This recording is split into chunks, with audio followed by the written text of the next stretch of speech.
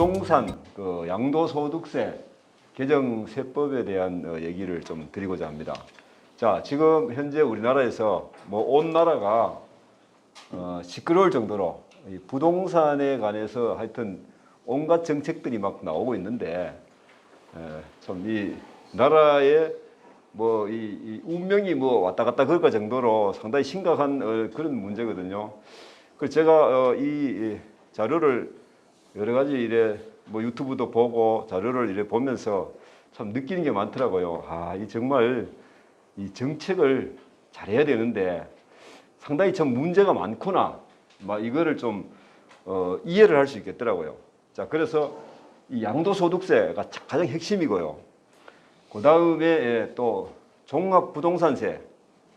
자, 그 다음에 취득세도 지금 문제라요. 왜 그러냐면 세 가지가 다 중과입니다. 중과. 특히 조정지역에 지금 살고 있다 하면은 집을 여러 채 갖고 있다. 여러 채 갖고 있으면은 무조건 중과입니다. 지금요. 중과가 이거 엄청나게 무서운 겁니다. 제가 얼마 전에 그 세무사분 한 분 그 얘기를 한번 들었는데요. 이분이 우리나라에서는 상당히 세무에는 상당히 밝으신 분이더라고요. 근데 이분이 이런 얘기를 하시더라고. 본인이 그 소속돼 있는 어떤 모임이 있는데 거기에 좀 이래 영향력 있는 분들이 많이 이제 오신대요. 그래서 근데 거기 회장, 영향력이 있는 모임의 회장이라고 하면은 뭐 좀 그래도 뭔가 이 비중이 있잖아요. 근데 이분이 모임에 한번 갔다니까 자기가 세무사니까 그 우리나라에서도 손꼽히는 세무사니까 아 이거 세무사 선생님 내가 집을 팔았는데 양도소득세를 좀 계산해 달래. 근데 우리가 항상 보면은 문제가 어디서 발생하냐면 저지를 해놔놓고 이 하면 안 되거든요. 그 저지를 한번 해놔버렸어. 집을 팔아버렸대. 근데 팔고 나서 뭐 얘기하면 더 이상 뭐 얘기를 안 되잖아요. 그렇게는 이제 계산을 딱 해봤어. 자기가 그 집 가격이 얼마냐면은 12억을 뭐 서울에서 사실 뭐 12억 그러면은 뭐 그렇게 비싼 것도 아니잖아요. 그죠? 지방에 오면은 비싸지만은 그 12억을 주고 팔았대요. 팔았는데 양도세를 그 살 때 얼마 샀노 이렇게 물어서 양도세를 계산하니까 얼마 나왔느냐 5억이 나온 겁니다. 그러니까 뭐 그 회장이 뭐 진짜 5억이냐고 말이야. 그래서 이제 막 난리가 난 거죠. 그래서 그날 그 모임이 완전 초장집이 돼버렸대요. 자, 그러면은 이분이 왜 그러면 그렇게 저지를 했을까 이런 얘기죠, 그죠? 근데 이게 알고 보니까 이분은 이렇게 생각한 겁니다. 지금 부동산 때문에 막 시끄럽잖아요. 시끄러운데 아마 몇 년 전에 거를 생각했대요. 몇 년 전에 집이 2주택인 겁니다. 그죠? 집이 2주택인데 몇 년 전에 이제 자기도 계산해 봤겠죠. 대충 그죠? 계산해 보니까 뭐 한 1억에서 한 2억 정도 나올 거다. 이런 생각을 했는 겁니다. 그래 하고 세무사인데 전화를 해보려고 하다가 아이고 막 세무사도 바쁜데 세무사들이 굉장히 바쁘거든요. 바쁘니까 그만 전화를 안 해봤어. 안 하고 그냥 팔아놔 놓고 뭐 한 1억 2억쯤 나오겠지 생각하고 했는데 5억이 덜커덕 나와버린 겁니다. 그래서 이제 이 세무사 하는 얘기가 아니 회장님 말이야 우리가 이런 모임을 사회에서 영향력 있는 사람끼리 모일 때는 다 이유가 있잖아요. 그죠? 덕을 보려고 그런 거 아닙니까? 그죠? 아니, 덕을 보려고 이런 모임을 하는데 아니 저인데 전화만 해도 내가 계산을 해볼 게 아니냐. 근데 이분이 꼭 그 집을 안 팔아도 되는데 팔았거든요. 그게 아무 생각 없이 팔아버렸는 게라. 팔아서 5억을 양도세대가 나왔는데 12억 하면 돈 쓸 때 하면 다 정해놨거든요. 그럼 이 돈 5억을 어디서 내꾼다는 얘기죠. 그죠? 뭐 돈 있는 사람도 돈 5억이 사실은 만들려면 쉽지 않거든요. 그 얘기를 하시면서 이분이 하시는 얘기가 지금은 세상이 너무 몇 년 사이에 한 2, 3년 사이에 그리 됐습니다. 2, 3년 사이에 너무 많이 바뀌었다. 자, 그럼 뭐 어떻게 바뀌었는가? 제가 오늘 그거를 좀 여러분들이 얘기를 드리고 사실 이게 상당히 지금 심각한 문제입니다. 제가 이걸 한번 보니까요, 야, 이 나라가 완전 휘청거리는 그런 정책이구나. 막 이 생각이 막 들 정도로 정말 세율이 너무 높아요. 너무 높고 지금 세율을 또 이걸 낮춰야 되는데 정부에서도 지금 알아요. 낮춰야 된다는 걸 아는데 낮추기도 어렵고 막 이렇더라고요, 보이겠네요. 그래서 앞뒤로 지금 뭐 진퇴양난의 어떤 이런 상황이다. 자, 그렇게 제가 한번 보시고, 자, 뭐 제 소개는 뭐 오늘 처음 오신 분들이 조금 있기 때문에 뭐 제가 유튜브에 오늘 또 뭐 촬영을 해갖고 아마 유튜브에 좀 올릴 겁니다. 잘라서 올릴 예정인데 강석기 노후TV에 계속 연재를 할 예정이고요. 다른 건 넘어가고요. 저희 이 강의가 국민연금공단의 노후준비 서비스 그 일환으로 하는 재무 영역에 대한 강의입니다. 그리고 저희들이 이런 거를 하면은 절대로 상품을 권유한다거나 막 이런 거는 절대로 못 하도록 이렇게 돼 있다. 막 이런 얘기입니다. 자, 제가 오늘 강의 순서를 양도소득세가요 굉장히 좀 복잡합니다. 복잡하고 굉장히 막 다양하게 너무 많기 때문에 제가 오늘 여기서 얘기를 드리는 거는 주로 한 주택만 가진 분, 1주택, 집을 한 채는 대체로 갖고 있거든요. 그러면 한 주택 가진 사람도 지금 골치 아프게 생겼어요. 그 집에 내가 평생 그냥 살면 괜찮아. 막 하여튼 뭐 이 집을 내가 평생 안 옮기고 요 집에만 죽을 때까지 이 집에 산다 하면은 뭐 걱정 없어요. 근데 뭐 집에 자제분들이라든가 그죠? 뭐 이런 게 있을 수 있잖아요. 그죠? 그런 과정에서 집을 옮겨야 될 때 지금 굉장히 골치 아프게 되어 있습니다. 그다음 또 이럴 수 있잖아요. 새 집에 좀 가고 싶어. 분양받아도 지금 굉장히 머리 아프게 생겼어요. 제가 보니까. 자, 요 부분에 대해서 제가 좀 정리를 하는 차원을 하고 나머지 뭐 임대주택이 어떻고 뭐 그다음에 다주택이 어떻고 이까지는 제가 얘기를 드리기가 시간상 너무 안 맞더라고요. 그래서 그 부분은 약간 터치하는 걸로 하고 제가 그렇게 얘기를 드릴 겁니다. 그래서 가장 우리가 양도소득세의 기본 원리가 뭐냐면 1세대 1주택 2년 보유입니다. 이게 공식입니다. 이게. 자, 1세대 1주택 비과세 2년 보유를 하면 비과세를 해주는데 이게 조정지역엔 또 아마 그 2년 거주를 하도록 이렇게 돼 있거든요. 그 요 문제도 좀 복잡하게 돼 있는데 1세대 1주택 비과세에 관한 거를 조금 이제 정리를 해드리고 그다음 그 일시적 2주택이죠. 일시적 2주택은 뭐냐면 이사를 하는 경우는 어떻게 되겠습니까? 집을 내가 여기 살다가 요거 팔고 바로 내일부터 새 집에 들어가고 이게 아니잖아요. 그죠? 그러면 다른 집을 사놨다가 그러면 2주택이 돼버리잖아요. 그죠? 그걸 이제 일시적인 2주택이라 그러는데 요거는 또 비과세를 해줘요. 그럼 요게 원칙이 어떻게 되어 있냐? 일시적 2주택 비과세에 대한 얘기를 드리고 고가주택은 제가 뭐 많이 언급은 하지 않겠습니다. 많이 언급은 하지 않는데 고가주택에는 이제 뭐가 굉장히 중요하냐면요.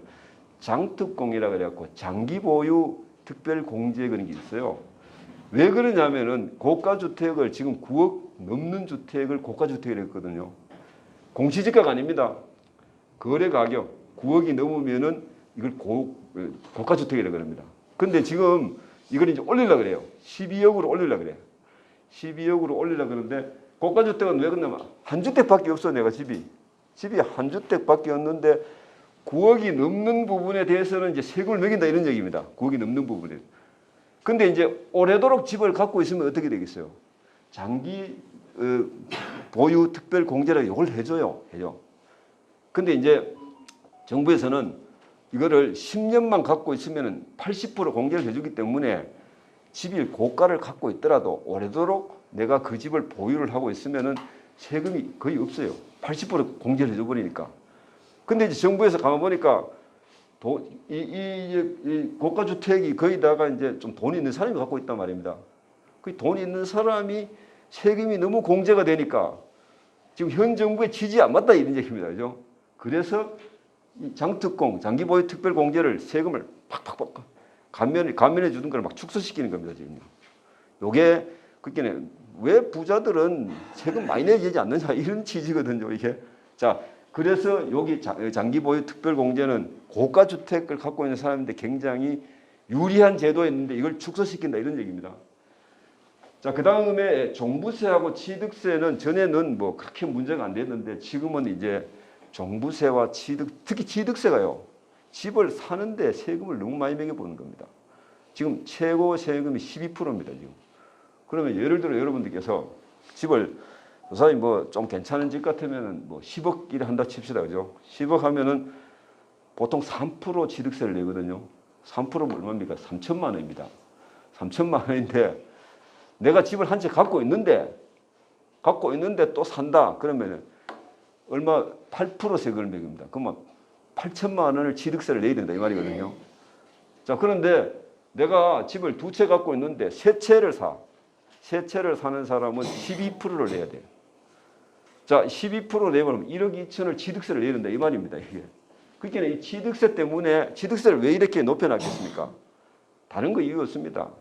조정지역에서는 집 사지 마라 이거라. 집 사지 마라.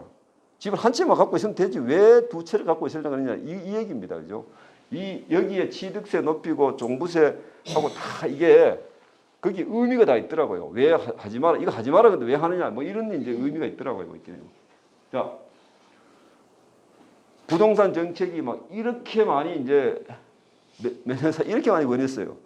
이렇게 많이 변했다는 언론에서 이제 우리는 잠깐 들을 뿐이지만은 실질적으로는 이게 굉장히 많아요. 여기 보시면은 가장 많이 변한 게 이제 2017년 8.2 대책, 9.13, 그 다음에 2019년에 12월 16일 대책 가장 많이 변했는 내용입니다. 변하고 그 다음에 2020년 뭐 6.17 대책 뭐 이렇게 중요한 대책이 이제 나오는데 거기 말고도 뭐 세세한 대책이 하도 많이 변하니까 부동산 전문가들도 뭐 헷갈립니다. 지금요. 헷갈리도록 이렇게 되어 있습니다. 자, 그래서 지금 이제 나오는 얘기가 뭐냐. 양도세다. 양도세가 뭐냐. 양도소득세를 상담하기를 포기한 세무사다. 이 말입니다. 이게. 양도소득세. 그래서 제가 얼마 전에 제가 세무서 이래서 세무사님 우리 대구에서 그래도 몇 번째 가는 세무사라 하더라고요. 하여튼 세무 지식에 대해서. 그리고 이분을 만나갖고 그분이 그런 얘기 하더라고요. 요사이 양포세라는 말이 있는데 이게 무슨 얘기냐면은 세무사 사무실에 이제 상담을 하러 들어와. 양도소득세를 상담을 하러 들어와요. 들어오면은 내가 세무사인데 오시면은 세무사님 안 계십니다. 이러면 왜? 내가 질문을 내가 모른다 거기가 미안하잖아요. 자존심 상하는 거예요. 그게 아예 세무사님 안 계십니다. 출타 중입니다. 이러분답니다. 자, 이럴 정도로 지금 이게 세무 관계 굉장히 복잡해요. 제가 조카가 이제 집을 팔 생각이 있어서 수성구에 집을 팔려고 이제 여러 가지. 그래 내가 일단 세무사님한테 한번 물어보자. 그래가 그 세무사님한테 갔어요. 우리나라 대구에서 손꼽히는 세무사인데 세무사 딱 듣더니만은 전화로 이제 상담을 했어요. 전화로 이제 그래 세무사님 어떻게 요럴 경우에 지금 팔면은 양도소득세가 어떻게 됩니까? 이제 물으니까 그 세무사님 하는 얘기가 내가 책을 보고 다시 한번 보고 답해주겠다 이러더라고요. 아마 그거는 그래도 정확성이 많습니다. 정확성이 있는데 그래서 저는 요사이 이런 말도 있어요. 적어도 세무사 2사람인데 물어봐라. 한 사람 물어가 안 된다. 2사람인데 물어보고 그 다음에 가장 정확한 거는 뭐냐? 국세청에다가 질의를 하는 겁니다. 내가 집을 언제 샀는데 언제 팔려고 하는데 양도소득세가 얼마 정도 나옵니까? 뭐 이런 식으로. 그래서 적어도 3군데 자문을 구해서 하는 게 가장 위험성이 적다. 지금 뭐 아주 간단한 거는 모르겠는데 좀 복잡한 거는 그렇게 하시라라고 이렇게 얘기를 하고 있습니다. 자, 그래서 뭐 지금 뭐 부동산 세법이 너무 뭐 누더기가 다 됐다. 뭐 이런 얘기도 있고 세무사들 비명, 납세자들은 절규를 한다. 자, 요사이 또 주포원이라는 게 이거 주택담보대출을 포기한 은행원이다 이런 얘기거든요. 그 은행원들도 지금 죽을 지경이라 너무 뭐 이게 복잡하니까 그죠? 너무 대출에 대해서 하도 많이 바뀌니까 어디다 맞춰서 이제 이 대출을 얼마를 해줄 것인가 이거거든요. 뭐 지금 이제 대출도 안 되지만은 자, 그 다음에 임포자라는 말도 있어요. 임포자는 이거는 임대를 포기한 사람이다 이런 얘기입니다. 그죠? 자, 임대주택을 처음에는 이걸 막 굉장히 장려를 했어요. 장려를 하다가 지금 이제 임대주택 때문에 매물이 안 나오는 겁니다. 그죠? 매물이 안 나오니까 이게 가격이 오른단 말입니다. 그게 정부에서 강화보니까 지금 주택 가격이 오르는 게 임대주택 때문에 그렇다. 이제 주범을 그렇게 몰아붙이는 겁니다. 처음에는 임대주택을 하라라고 막 장려를 하다가 가만 보니까 뭐 돈 있는 사람들이 주택을 사갖고 전부 다 임대주택 다 놔버리는 겁니다. 그리고 자기가 주택 한 채 갖고 있는 거는 요거는 또 비과세 받을 수 있거든요. 그다음에 또 뭐 저런 것도 해줬어요. 종부세를 임대주택 하면 종부세에 빼줬어요. 빼주니까 너도 나도 임대주택을 한 겁니다. 한데 정부에서 가만 보니까 아 이것 때문에 부동산 가격이 올라간다. 이래갖고 임대주택을 이제 뭐 때려잡기 시작하는 겁니다. 근데 기존 혜택을 준 사람들은 어떻게 방법이 없잖아요. 그죠? 방법이 없으니까 이제 앞으로 임대주택을 이제 거의 지금 완전 막아놨어요. 지금. 아파트 지금 임대주택 못 합니다. 여러분 임대주택한테 아파트 못 한다 그러면 거의 하면 안 됩니다. 지금 못 합니다. 그 다음에 종합부동산세 여기에 임대주택 해도 이제는 다 같이 앞으로 하는 사람들은 같이 하고 양도소득세도 비과세 내가 갖고 있는 주택은 비과세 안 해준다. 이것도 이제 혜택도 없어졌어요. 그러니까 이제 임대주택 할 사람 없어요. 아무도. 하고 있는 사람들도 빨리 임대주택 포기해라. 뭐 자진말소 해라. 뭐 이러고 나오고 있거든요. 그래서 이 말이 나온 겁니다. 자진말소 기회달라는 원룸 빌라 인포자 임대주택 포기자가 막 나온다 이런 얘기죠. 자, 제가 그 국세청에 자료에 들어가면은 백문백답 그런 게 있어요. 백문백답. 제가 이걸 한 몇 번 읽어봤는데 아이고 읽어봐도 무슨 얘기인지 모르겠더라고. 복잡합니다. 복잡해요 지금요.